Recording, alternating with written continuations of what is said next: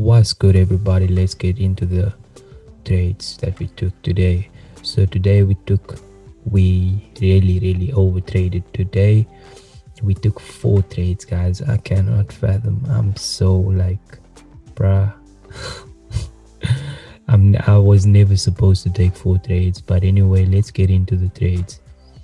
So you can see this morning in about London session, we took. Oh, it's actually pre-London, so we could see that USD JPY had a bullish 4H candle, very strong bullish before that pre-London 4H. Okay, so we had that bullish candle, so I'm anticipating that the next 4H probably pushes bullish, and so what I'm thinking is, okay, we need a key level in the market. If we do break that, we can start looking for a trade. What I found was that this key level right here was not only just a strong key level, but it was also a holding structure, bearish. Okay, so once we break that key level, structure will then change to bullish, or the way price actions moving will then change to bullish on 1H and on 4H, and we should then be good. So what you can see is that this is just before this is at 7 o'clock South African Standard Time, and then the candle then opens. We have a pullback, we have a push higher, breaking the key level. So now what my thought process is quite simple.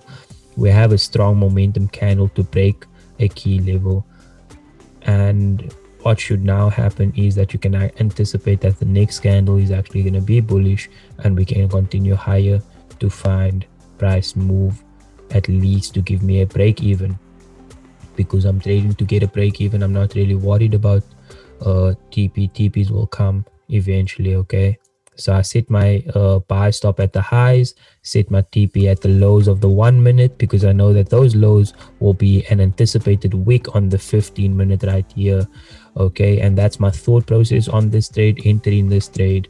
I do think that I followed all of my protocols, all of my steps leading up to this trade. So this is a very good trade. Let me see, is this okay? No, that's my second trade. Here we go. So what you can see here is that price pushed higher after triggering us in. We very nearly got stopped out after getting triggered in, and then price basically just came down to take us out at break even, which is perfectly fine. So that's our first trade for today. And yeah, so with this trade, the minute I went to break even, I was looking for my second trade on Euro JPY, just because of the way it's set up very closely to USD JPY, and I could see that there was a ton of yen weakness. So I could see that there's a possibility of the pairs that has like USD JPY, Euro USD GBP JPY to be able to move up basically. So that was my thought process. So with that in mind, this 4H was up too. It was quite strong, really strong 4H facing up. I'm anticipating that the next 4H will then be up too. So now what I do is I find this key level right here. This is a key level that was holding the 1 hour and the 4 hour down. We find a break above. You can see that after that we didn't really have enough momentum to actually encourage an entry on this, and this is before 7 o'clock. You can see we go into a bit of a range on the 15 minute right here. We break this range, breaking this key level.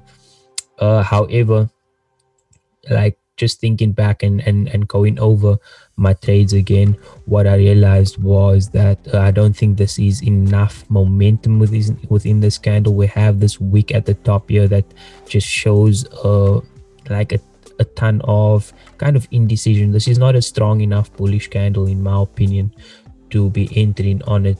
And we got to realize that hindsight is 20/20 vision, but within the moment, I obviously thought that this was a good enough like signal to start looking for entries. Entered upon the high or the break of the high, and yeah, you can even see the entry candle wasn't the best.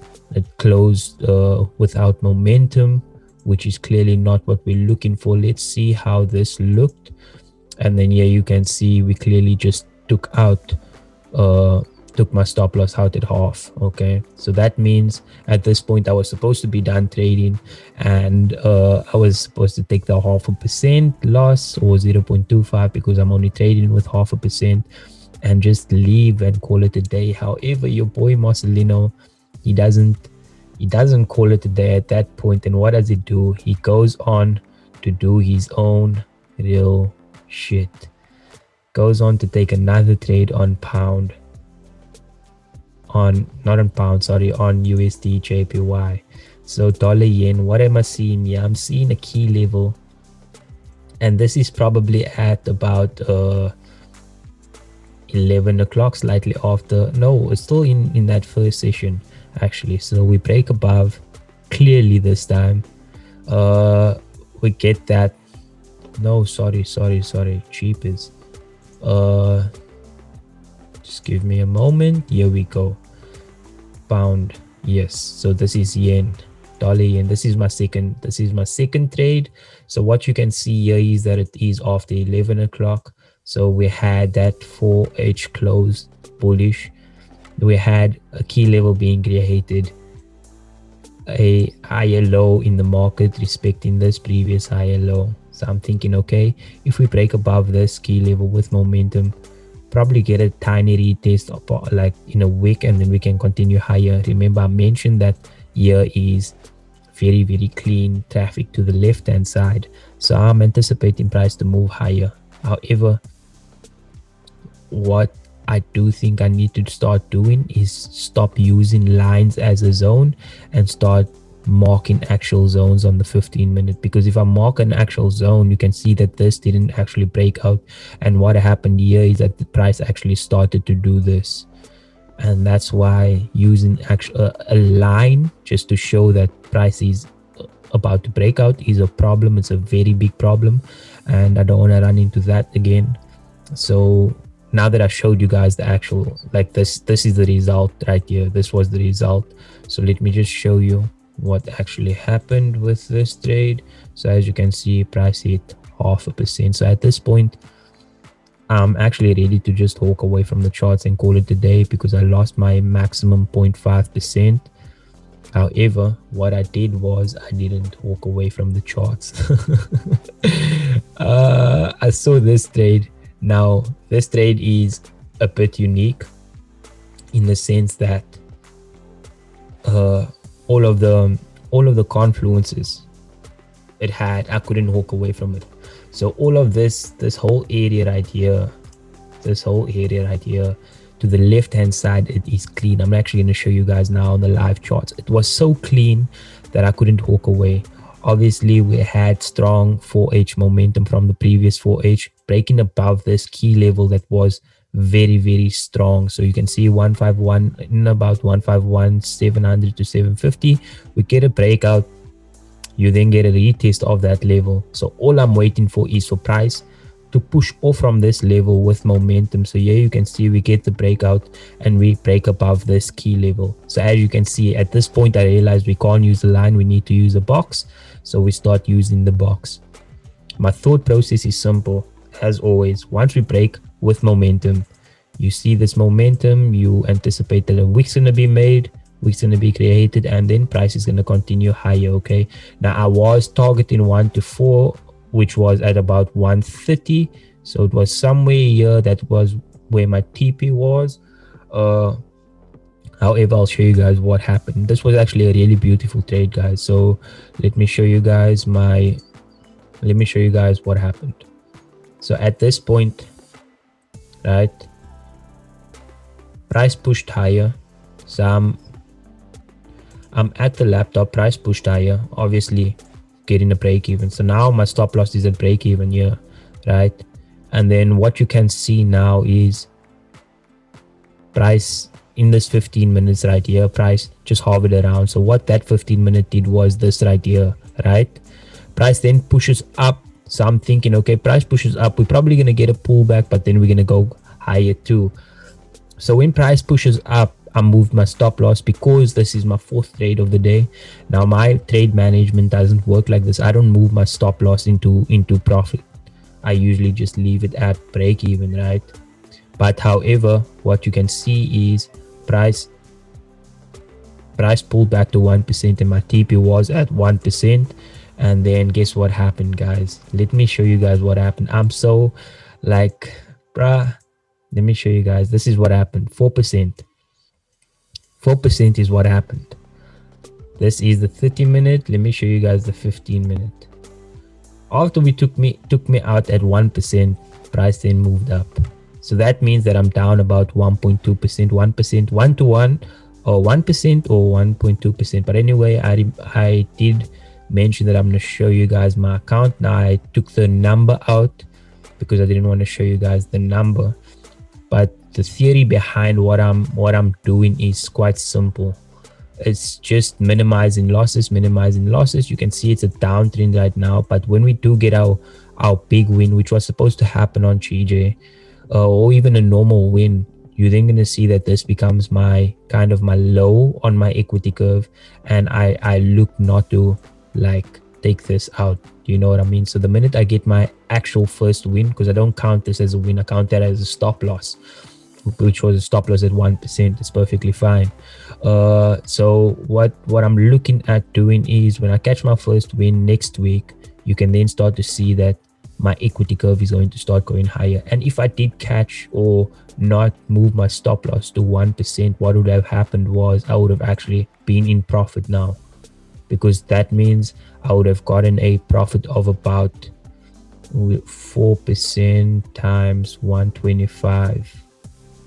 That would have been 500, and that would have covered all of my losses. And that's the point of having small losses all the time. So when you get a win of, let's say, 1 to 3, 1 to 4, which is normal average, like average wins across the board in forex, 1 to 4, 1 to 5, 1 to 3, that's average wins. When you get those wins, you wiping all of these losses out, and that's why I'm really keeping my things small. So what you can see here too is that my maximum daily drawdown is only 140. So even with me taking all of these trades, which is probably the most trades that I took this whole challenge, which is 4 trades, my daily drawdown is only 140. And then what you can also see now here is, let me do this. What you can see here is this is my win rate right now is pretty weak, obviously, you guys know, but what you can see is that my current PNL is only down by 1.2%.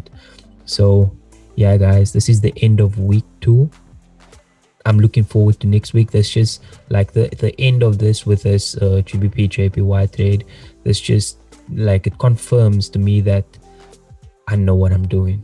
And that's what I was talking about yesterday in my video. Just trust the process, trust that you put the work in, and all it takes is 2 good trades, and then I pass this challenge, and then I'm on to verification. So let's just keep minimizing losses, and then we'll pass this challenge.